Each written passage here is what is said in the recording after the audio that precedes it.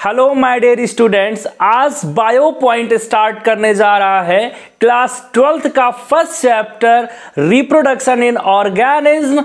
Reproduction in organism के first part में आज हम आप स्टडी करने वाले हैं what is reproduction, what is life span, what are the stages of life span and what are the modes of reproduction and what is the difference between asexual reproduction and sexual reproduction।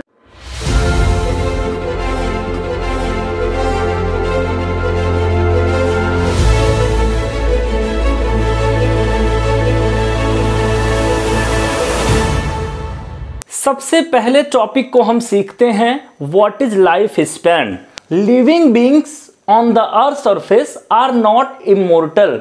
It means जितने भी living organism earth surface पे present हैं या survive कर रहे हैं वो हमेशा कॉन्टिन्यू सरवाइव नहीं करेंगे। They can live only certain time duration. केवल निश्चित समय तक के लिए वो क्या करते हैं, अर्थ सरफेस पे सरवाइव करते हैं, जिसको हम लोग लाइफ स्पैन कहते हैं।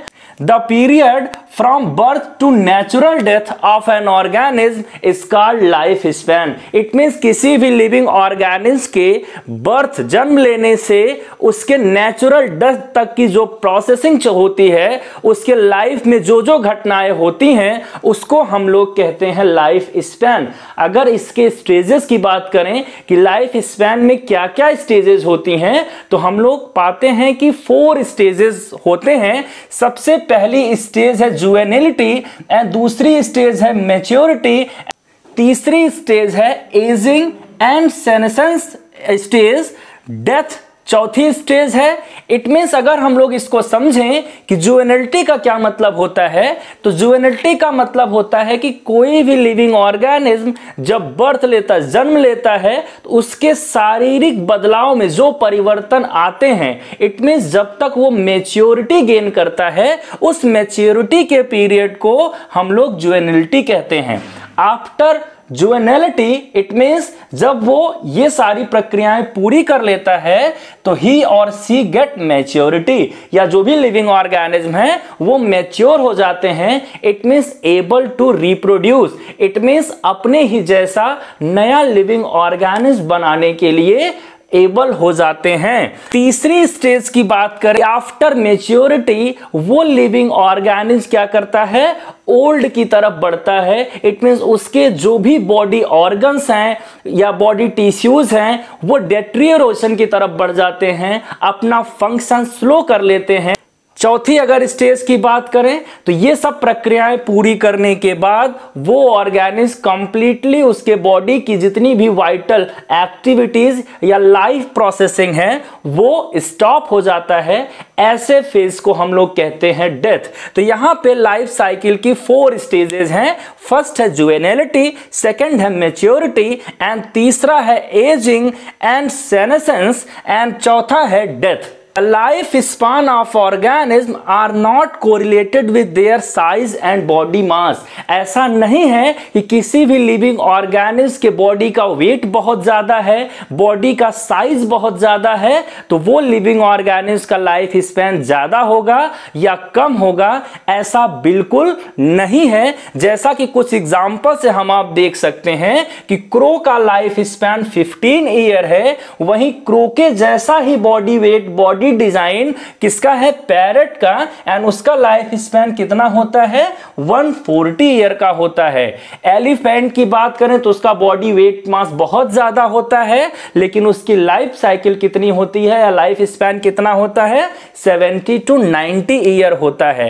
बेनियन ट्री की बात करें तो 200 ईयर उसका जो है क्या होता है, लाइफ स्पैन होता है। इस तरीके से हम क्या समझ पा रहे हैं, इट मींस किसी भी लिविंग ऑर्गेनिज्म के उसके बॉडी के साइज और मास पे उसका लाइफ स्पैन डिपेंड नहीं करता है। अगर हम लोग समझने की कोशिश करें कि कोई भी लिविंग ऑर्गेनिज्म इमोर्टल नहीं है, उसकी डेथ होनी निश्चित है, तो वो क्या करेगा, अर्थ सरफेस पे लाइफ को कंटिन्यू भी तो रखना है, जिससे अर्थ साइकिल की ये जो प्रक्रिया है, ये जो साइकिल है, वो क्या रहे, कंटिन्यू रहे, क्योंकि सभी लिविंग ऑर्गेनिज्म एक दूसरे से क्या करते हैं, एक इकोसिस्टम में जुड़े रहते हैं। तो वो प्रक्रिया जिसके द्वारा अर्थ सरफेस पे क्या होता है, लाइफ की कंटिन्यूटी बनी रहती है, उस प्रक्रिया को हम लोग कहते हैं reproduction. The process by which the species is continued on the earth surface known as reproduction. अब एक क्वेश्चन हमारे दिमाग में ये आता है कि क्या सिंगल सेल्ड ऑर्गेनिज्म की डेथ होती है, या हम बात करें why do we say there is no natural death in the single celled organism, कि सिंगल सेल्ड ऑर्गेनिज्म की डेथ नहीं होती है नेचुरल डेथ, ऐसा हम क्यों कहते हैं। अब इसको हम लोग एक एग्जांपल से समझते हैं, और एग्जांपल लेते हैं अमीबा का। जैसा कि आप जानते हैं अमीबा एक यूनिसेलुलर सिंगल सेल्ड ऑर्गेनिज्म है। वो कैसे डिवीजन करता है अपना, इट मींस क्या करता है, अपने को रिप्रोड्यूस कराने के लिए यही जो सिंगल सेल है वो बाइनरी फिजन के द्वारा क्या होता है, दो डॉटर सेल में डिवाइड हो जाता है। अब हम यहां पे क्या देख पा रहे हैं, हम यहां पे देख पा रहे हैं कि ये ओल्ड वाला सेल क्या है, दो नए डॉटर सेल में क्या हो गया, कन्वर्ट हो गया। इसलिए यहां पे हम क्या देख पा रहे हैं, old one give rise to new individual. It mean single celled organism की डेथ क्यों नहीं होती है,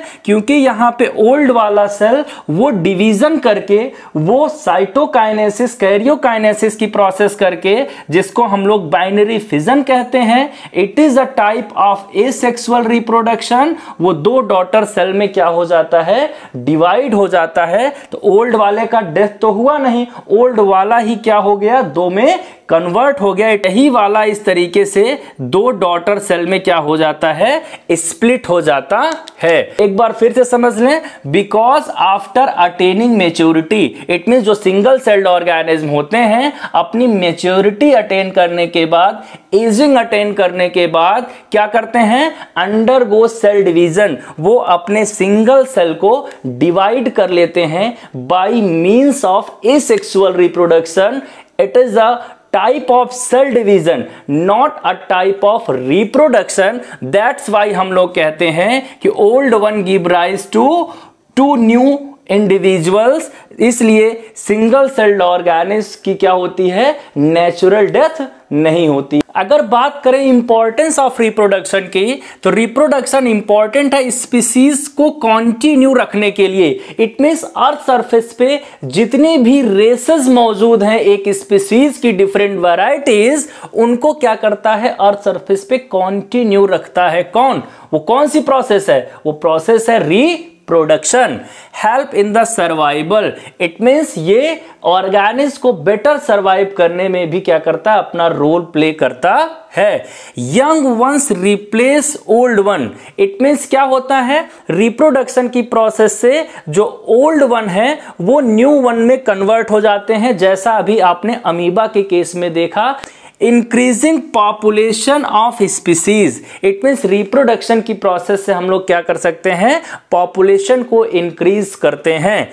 ये पॉइंट बहुत इंपॉर्टेंट है। It act as a vehicle of a organic evolution, it means हम लोग जानते हैं कि अर्थ सरफेस पे क्या हुआ है, केमिकल इवोल्यूशन हुआ है, जिससे सेल बना है। सेल में क्या है, ऑर्गेनिक मैटर है, इनऑर्गेनिक मैटर भी हैं।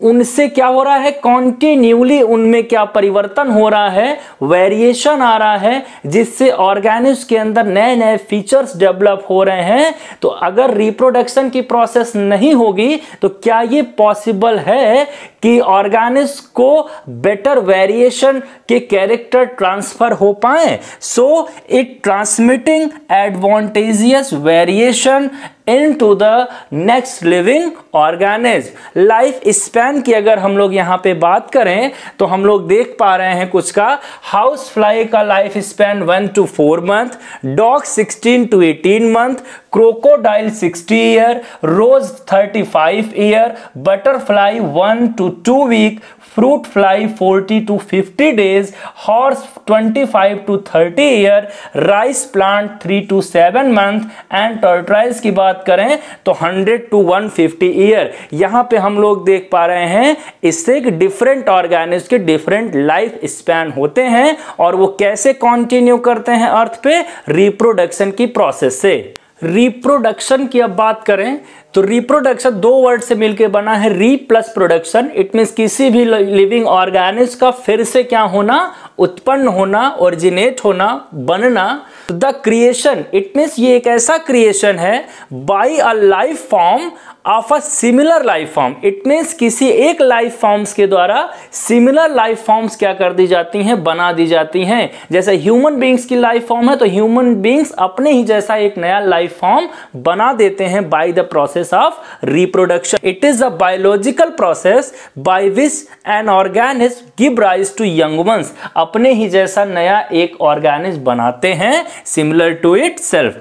द प्रोसेस, तीसरी डिफिनेशन की बात करें तो the process by which species is continued is called reproduction. Factor की बात करें जो रिप्रोडक्शन को अफेक्ट करते हैं that is the habitat. It means कोई भी लिविंग ऑर्गेनिज्म कैसे हैबिटेट में रह रहा है उस तरीके से वो क्या करता है, अपनी रिप्रोडक्टिव हैबिट को क्या करता है, बदलता रहता है। इंटरनल फिजियोलॉजी, इट मींस की केमिकल बैलेंस की बात करें, हार्मोनल बैलेंस की बात करें तो वो सब क्या करते हैं, इफेक्ट करते हैं। देन एक आता है एज का फैक्टर, सर्टेन एज होती है रिप्रोडक्शन की, आफ्टर दैट एजिंग की स्टेट आ जाती है। Then physical factor, because of these factor, habitat and internal physiology, the mode of reproduction of the living organism are also changed.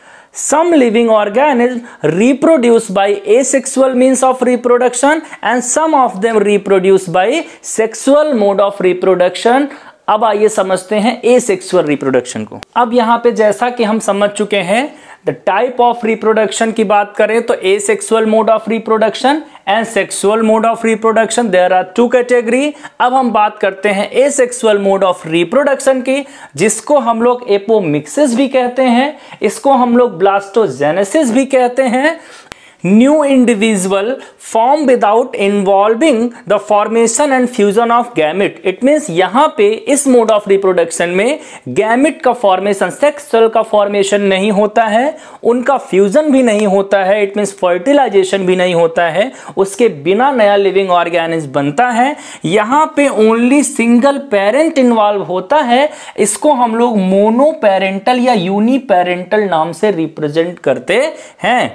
Only mitotic cell division takes place, इसको समझना बहुत जरूरी है। Mitotic cell division का मतलब कोई एक parental cell अगर डिवाइड होगा तो उनके बने हुए डॉटर सेल में जो क्रोमोसोम नंबर होगा वो क्या होगा, एग्जैक्ट सेम होगा। जैसे कि अगर हम लोग बात करें ये एक बैक्टीरिया होता, बैक्टीरिया के अंदर क्रोमोसोम 1 होता है और इससे नया इंडिविजुअल 2 बनता तो इसके अंदर भी क्रोमोसोम 1 होता और इसके अंदर भी क्रोमोसोम का नंबर कितना होता, 1। It is known as mitosis type of cell division, जिसके द्वारा एसेक्सुअल रिप्रोडक्शन की प्रोसेस होती है। एक टर्म आता है blastogenesis. It means formation of new individual without reproductive units. It means कैसे नया इंडिविजुअल बनेगा, तो बर्थ से बनेगा, फ्रेगमेंट से बनेगा, रिप्रोडक्टिव यूनिट्स इन्वॉल्व नहीं होंगे जैसा कि एसेक्सुअल रिप्रोडक्शन में हो रहा है। इसको हम लोग कहते हैं ब्लास्टोजेनेसिस। एंड इन रिप्रोडक्टिव यूनिट्स को जिनके द्वारा नया ऑर्गेनिज्म बन रहा है इनको हम लोग कहते हैं ब्लास्टोस। याद रखिएगा ये asexual reproductive body is known as blastose and it is also known as blastogenesis. It is also known as somatogenic reproduction. Somatogenic क्यों? क्योंकि आप जानते हैं हमारे या लिविंग ऑर्गेनिज्म के बॉडी के अंदर 2 तरीके के सेल होते हैं। एक होता है जर्मिनल सेल और एक टाइप होता है सोमैटिक सेल का। जो जर्मिनल सेल है वो गैमेट्स का फॉर्मेशन करता है, एंड जो सोमैटिक सेल है वो पूरे बॉडी के स्ट्रक्चर्स को बनाता है। तो यहां पे सेक्सुअल रिप्रोडक्शन में गैमेट का फॉर्मेशन तो हो नहीं रहा है, इसलिए इसको हम लोग सोमैटोजेनिक रिप्रोडक्शन भी कहते हैं। New individuals carbon copy of the parent without variation, it means नए इंडिविजुअल एग्जैक्ट कार्बन कॉपी होंगे अपने पेरेंट के और बिना वेरिएशन के होते हैं, और उनको हम लोग क्या कहते हैं, क्लोन कहते हैं। It is a rapid mode of reproduction. Asexual बहुत फास्ट होता है, जैसा कि आप देखते हैं बैक्टीरिया वगैरह क्या करते हैं 20 मिनट्स में मल्टीप्लाई कर लेते हैं। एग्जाम्पल की बात करें तो it is found in the lower organism like protozoans, protistan protozoans, amoeba, paramecium, plasmodium, sponges, coelenterates like hydra, flatworm की बात करें तो प्लेनेरिया। यहां पे ध्यान रखिएगा, it is absent in higher invertebrate and all vertebrates में एसेक्सुअल रिप्रोडक्शन की प्रोसेस एब्सेंट होती है। सेक्सुअल मोड ऑफ रिप्रोडक्शन की बात करें तो it is a type of reproduction in which there is formation and fusion of gamete occurs. Gamete का मतलब सेक्स सेल का फॉर्मेशन भी होगा, फ्यूजन भी होगा, जिसको कि हम लोग फर्टिलाइजेशन कहते हैं। और यहां पे इंडिविजुअल का डेवलपमेंट किसके द्वारा होगा, जाइगोट एंड एम्ब्रियो फॉर्मेशन के द्वारा नया इंडिविजुअल बनता है, जिसको हम लोग एम्ब्रियोजेनेसिस कहते हैं। They are biparental, it means यहां पे दो इंडिविजुअल होंगे, one is referred as a male, another is referred as a female. It involves meiosis type of cell division. Meiosis type of cell division की बात करें तो जैसे human beings का एग्जांपल लेकर के देखते हैं, अगर ह्यूमन बींग्स में क्रोमोसोम नंबर यहां पे 46 है और ये गैमेट बनाते हैं, तो गैमेट कैसे बनाएंगे, मियोसिस की प्रोसेस से। और यहां पे total number of daughter cell बनेंगी कितनी, 4 डॉटर सेल बनेंगी। ईच डॉटर सेल में chromosome number exact parental cell का हाफ होगा, जैसा कि यहां पे 23, 23 एंड 23 होता है। These gametes are known as haploid and this parental individual known as diploid. Here gamete formation occurs by meiosis division and growth of individual takes place by mitosis type of cell division.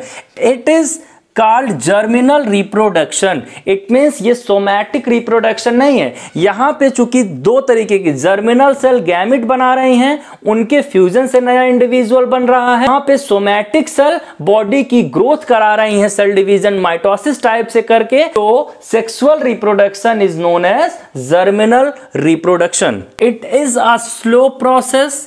Comparison करें अगर ये sexual reproduction से, unit of reproduction is called haploid gametes. It means sex cell होते हैं जो unit of reproduction कहे जाते हैं। New individual are known as hybrid and it is not exact carbon copy of their parent. Parent का exact carbon copy नहीं होगा, उसके अंदर वेरिएशन होगा, इसलिए उसको हम लोग हाइब्रिड कहते हैं। वेरिएशन होने के नाते so it plays very important role in evolution. It means evolutionary process में, स्पेशिएशन में बहुत इंपॉर्टेंट रोल रिप्रोडक्शन का, सेक्सुअल रिप्रोडक्शन का होता है। एग्जाम्पल की बात करें तो हायर प्लांट्स एंड एनिमल्स इसके एग्जाम्पल्स हैं। हालांकि कुछ protist like plasmodium and paramecium में भी सेक्सुअल मोड ऑफ रिप्रोडक्शन होता है।